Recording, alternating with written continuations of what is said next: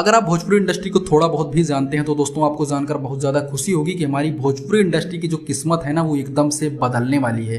अब मैं आपसे ऐसा क्यों बोल रहा हूँ दोस्तों, क्योंकि खेसारी लाल यादव एक ऐसी मूवी रिलीज करने वाली है अपनी भोजपुरी इंडस्ट्री के अंदर, जिस मूवी के सुपर डुपर हिट होने के बाद पूरी भोजपुरी इंडस्ट्री के साथ साथ खेसारी लाल यादव की भी किस्मत बदल जाने वाली है। जी हाँ दोस्तों, मैं बात कर रहा हूँ खेसारी लाल यादव की न्यू अपकमिंग मूवी संघर्ष 2 की, क्योंकि दोस्तों इस मूवी का जो कॉन्सेप्ट है वो अब तक जितनी भी भोजपुरी इंडस्ट्री के अंदर मूवीज रिलीज हुई हैं उनके कॉन्सेप्ट से बिल्कुल अलग होने वाला कॉन्सेप्ट है।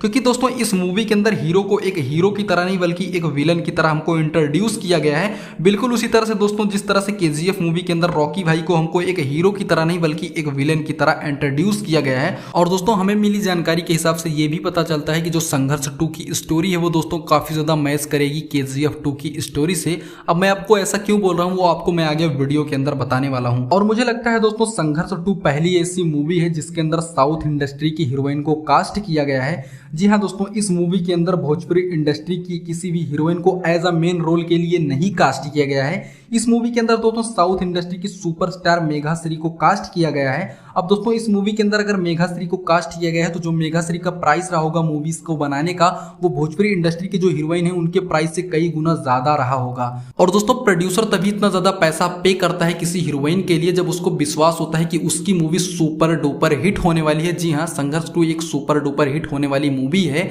और मैं आपको दोस्तों एक जानकारी और देना चाहता हूं कि जो कीर्ति यादव थी खेसारी लाल यादव की बेटी, वो अपनी एक्टिंग कैरियर को फिर से शुरू कर रही हैं संघर्ष 2 मूवी के साथ में। अब मैं आपको बताता हूं दोस्तों मैं आपसे क्यों कह रहा था कि जो केजीएफ 2 की स्टोरी है और खेसारी लाल यादव की जो संघर्ष 2 की स्टोरी है वो काफी ज्यादा मैच कर सकती है। सबसे पहला दोस्तों सिमिलर पॉइंट ये है कि इसके अंदर जो हीरो है वो उसको एक विलन की तरह इंट्रोड्यूस किया जाएगा। जी हाँ, केजीएफ के अंदर जिस तरह से रॉकी भाई को एक विलन की तरह इंट्रोड्यूस किया गया था same to same Khesari Lal Yadav को भी इंट्रोड्यूस किया जाएगा एक विलेन की तरह जो गुंडों का सफाया करते हैं एक बड़ा विलेन बन के। और दोस्तों मुझे लगता है कि खेसारी लाल यादव ने केजीएफ मूवी के कुछ सीन को भी कॉपी किया है। जैसे कि दोस्तों केजीएफ मूवी के अंदर जो रॉकी भाई का सीन है मशीन गन वाला, उस सीन को सेम टू सेम मुझे लगता है उस कॉन्सेप्ट को कॉपी किया गया है संघर्ष 2 के अंदर। क्योंकि दोस्तों खेसारी लाल यादव ने जो पोस्टर जारी किया है मशीन गन के साथ और उसके साथ साथ बैकग्राउंड में जो केजीएफ मूवी का टोन यूज किया है दोस्तों वो सीधा इशारा करता है कि इस मूवी का जो ये वाला सीन है उसको केजीएफ मूवी के उस सीन से इंस्पायर होकर बनाया गया है।